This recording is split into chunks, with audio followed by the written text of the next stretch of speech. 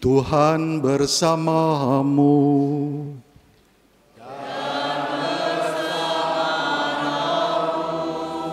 Inilah Injil suci menurut Santo Lukas.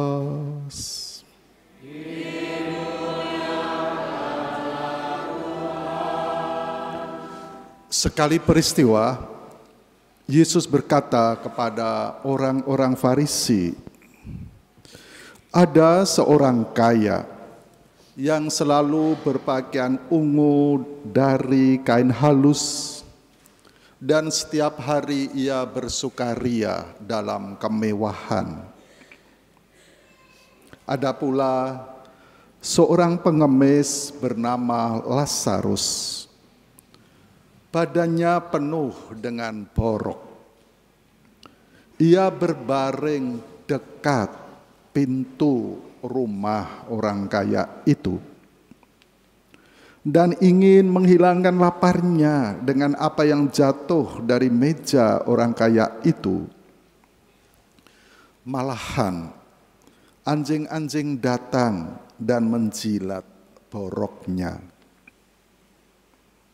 Kemudian mantilah orang miskin itu, lalu dibawa oleh malaikat-malaikat ke pangkuan Abraham. Orang kaya itu juga mati, lalu dikubur.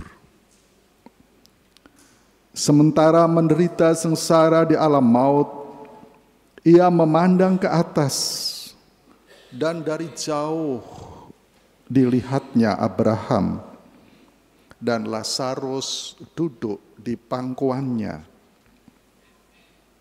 Lalu ia berseru, "Bapa Abraham, kasihanilah aku. Suruhlah Lazarus supaya ia mencelupkan ujung jarinya ke dalam air dan menyejukkan lidahku. Sebab aku sangat kesakitan dalam nyala api ini."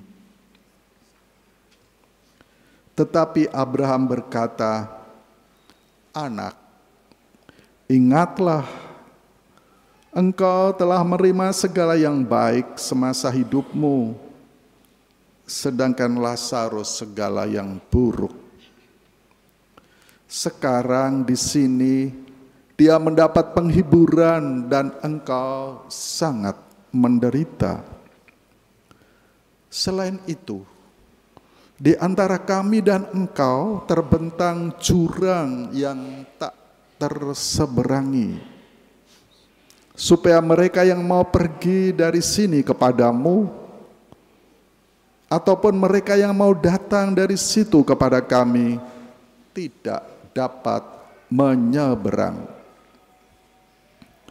Kata orang itu, "Kalau demikian, aku minta kepadamu, Bapa, supaya engkau menyuruh dia ke rumah ayahku, sebab masih ada 5 orang saudaraku, supaya ia memperingatkan mereka dengan sungguh-sungguh, agar mereka kelak jangan masuk ke dalam tempat penderitaan ini."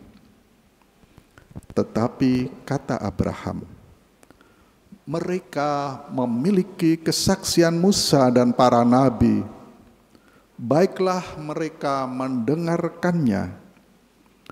Jawab orang itu, "Tidak, Bapa Abraham. Tetapi jika ada seorang yang datang dari antara orang mati kepada mereka, mereka akan bertobat."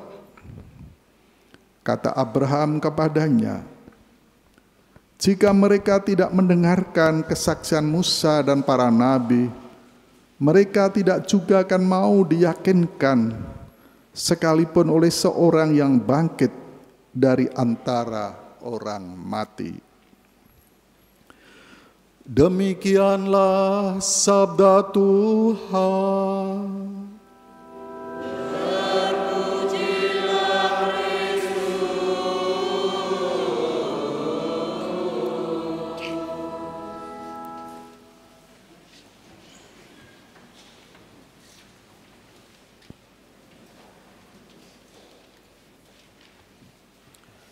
Bapak, Ibu, saudara-saudari yang terkasih,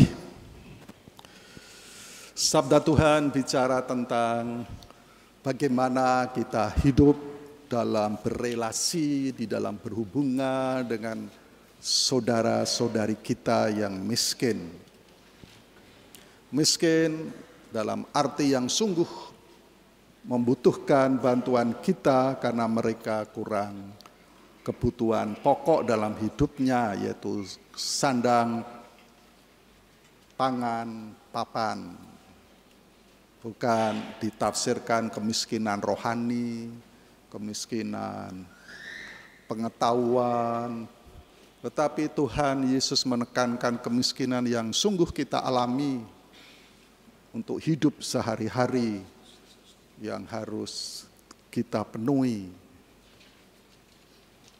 Miskin secara ekonomi. Tuhan ingin supaya dalam hidup kita ini, supaya hidup berbagi kepada orang-orang miskin. Memperhatikan mereka. Karena banyak orang memberi cap kepada orang miskin. Mereka melarat, mereka miskin karena malas. Tidak mau bekerja. Mereka miskin karena bodoh. Tidak sekolah. Mereka miskin ya karena salahnya sendiri atau dosanya sendiri. Kita sering memberi cap kepada sesama kita yang miskin. Kita lupa bahwa kemiskinan itu sering dibuat terutama oleh para pemimpin, para penguasa, yang kalau di negeri kita ya penguasa biasanya dengan pengusaha, yang sering kita dengar oligarki. Juga miskin dibuat oleh para pimpinan dalam hal hidup politik ya, DPR, legislatif, yang pembuat undang-undang. Miskin dibuat karena mereka membuat undang-undang yang tidak adil, peraturan yang tidak adil. Membuat rakyat miskin, tetapi mereka yang membuat undang-undang tentu dibuat aturan itu supaya menguntungkan mereka. Sehingga mereka kaya, semakin makmur, tetapi yang miskin, rakyat semakin miskin dan tercekik. Seperti sabda Tuhan hari ini mungkin relevan, cocok dengan negara kita ya. Di dunia ini yang miskin dan kaya semakin jauh, jurang, dalam. Kalau tadi di dalam Injil ya di surga, Bapak Abraham dan Lazarus dengan orang kaya itu enggak terseberangi. Tetapi kalau di negeri kita dalam hidup ini, yang miskin melarat dengan yang kaya semakin jauh, juga enggak terseberangi.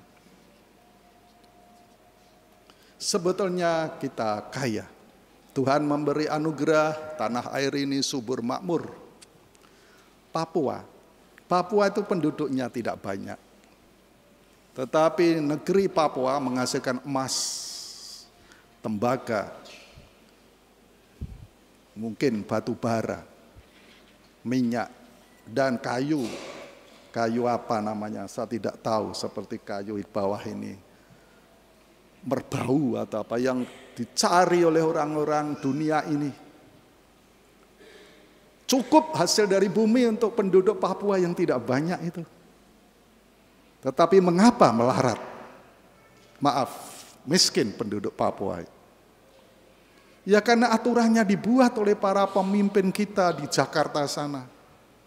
Keuntungannya untuk mereka semua sampai 7 keturunan. Injil tadi mengatakan, orang kaya, Tuhan tolong keturunanku sampaikan, jangan sampai aku nanti mati kepanasan mereka di neraka. Orang-orang kaya itu semakin kaya dan memupuk harta kekayaannya sampai 7 keturunan. Atau lebih. Nanti mereka mungkin ya berteriak-teriak itu. Kita boleh kaya, tetapi kita harus adil, terutama dalam hidup ini untuk berbagi. Berbagi kepada siapa? Bukan kepada oligarki yang kaya dengan orang kaya itu, tetapi berbagi dengan istilah yang sejak dulu gereja itu option to the poor. Option itu pikiranku terutama bagi para pemimpin, bagi para pejabat, anggota gereja ini. Semoga di Stefanus ini banyak ya pejabat-pejabat pemerintahan. Ya dari lurah, dari bupati, dari gubernur, atau anggota MPR. Option to the poor. Jadi setiap aku bertindak, aku harus memikirkan opsiku kepada orang-orang yang miskin. Karena mereka bukan bodoh, tetapi dibuat bodoh. Dibuat bodoh seperti dalam Injil itu. Miskin dijilati kemudian anjing, sehingga kemanusiaannya malah menjadi najis. Mereka tidak layak disebut manusia.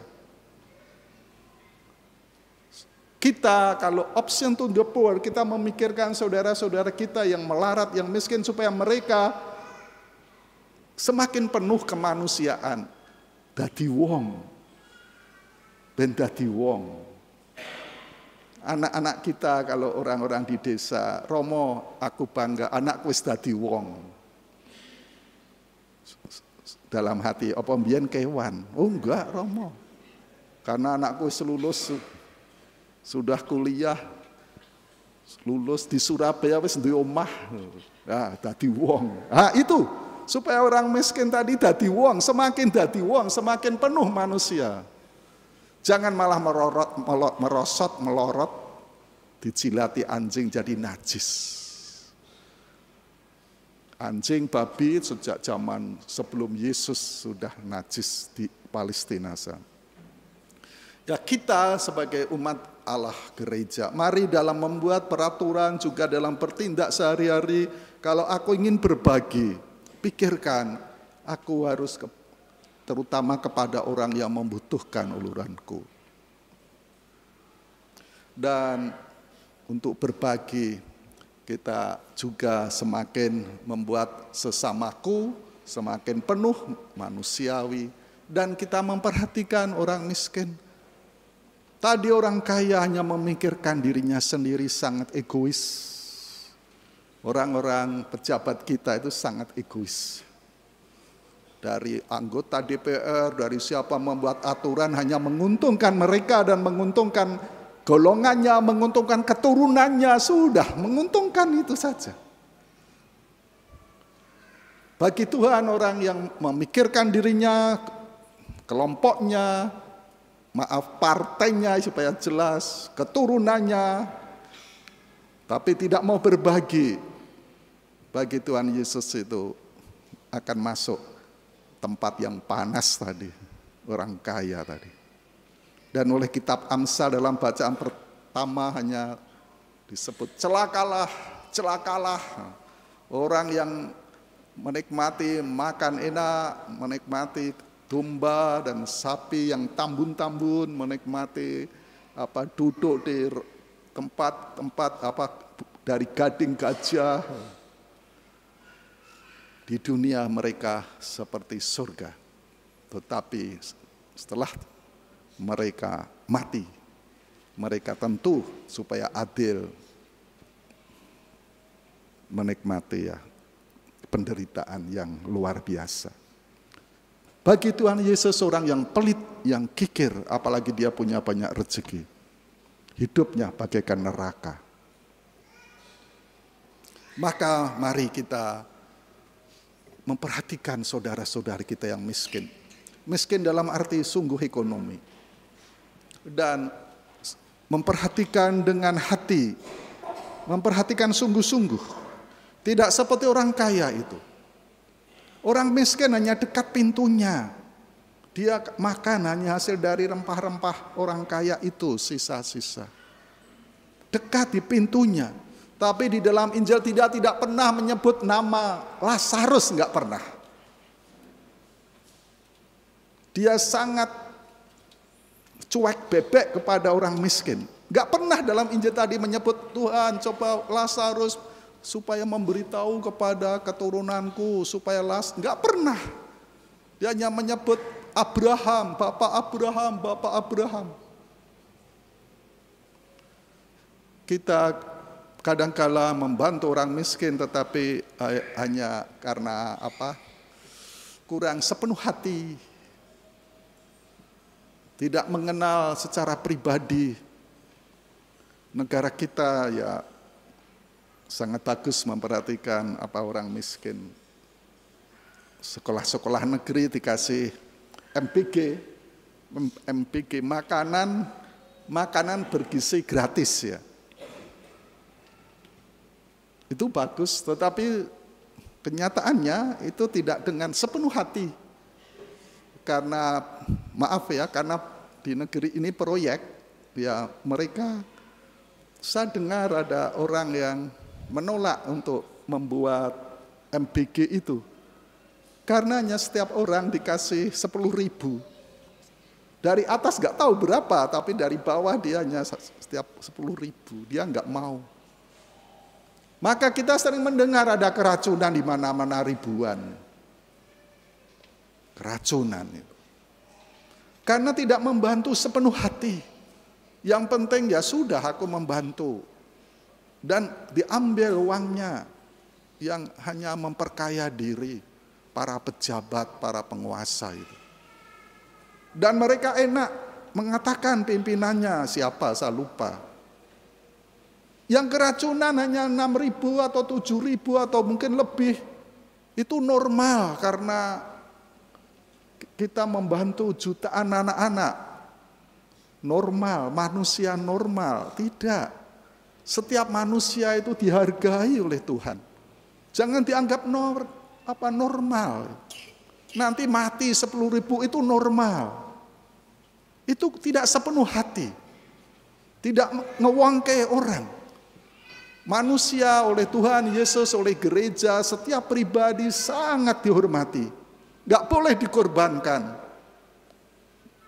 Kita di dalam Injil ada anak yang hilang, kembali ke bapaknya, dirangkulnya. Ada satu domba yang hilang, yang 99 dicarinya supaya dibawa pulang. Karena setiap pribadi personal itu sungguh dihargai oleh Tuhan, oleh gereja Katolik ini. Maka kita kalau binatang ya oke lah. Tetapi kalau manusia, itu normal. Keracunan, ada yang bahkan mungkin saya tidak tahu sudah ada yang mati belum. Tapi kejang-kejang di mana setiap hari diberitakan, itu normal. Jadi seperti membunuh rakyatnya sendiri. Relevan Injil hari ini untuk keadaan negara kita ini. Tetapi apa yang bisa kita petik untuk hidup kita sebagai murid-murid Tuhan? Tuhan ingin supaya kita hidup berbagi. Berbagi dengan tulus sepenuh hati. Tidak berbagi secara politik. Ngomong ini tapi di belakang mukul, menjilat, bukan. Tetapi berbagi dengan tulus hatiku. Dengan kemampuanku. Seperti kalau membantu orang miskin, aku mengenal sungguh paling tidak sebagai contoh mengenal namanya. Seperti orang kaya itu nyebut Lazarus saja tidak mengenal. Padahal dekat di bawah pintu, di dekat pintu rumahku, tidak mengenal. Jadi menganggap Lazarus sebagai anjing, kalau aku ngasih makanan kepada anjing. Di pastoran, anjing di pastoran itu mungkin anjingnya Romo Otong ya. Saya sampai tanya namanya, siapa namanya? Cimbok gitu ya. Sampai saya panggil, pertama kali saya kasih makanan aja, tapi lama-lama kok enak ya. Asu mangan gitu. Kok enggak enak saya. Wah ini punya Romo Otong belum dibawa kok enggak seharga. Ayo asu mangan, enggak enak. Yang ngasih makan saya tiap malam saya lepas. Sekarang saya tahu namanya Ciwok atau apa, saya panggil Cimok. Wah, dia menjelang sore ini dia hatinya sudah berbunga-bunga. Karena ada pembebasan, saya setiap malam saya lepas. Saya sebut cimok, langsung ngejar kemana-mana. Kita jangan sampai memperlakukan sesama kita seperti anjing. Ngasih makan sudah di depan pintu. Orang mangan terserah. Tetapi sebut namanya dengan artinya dengan tulus, dengan hati.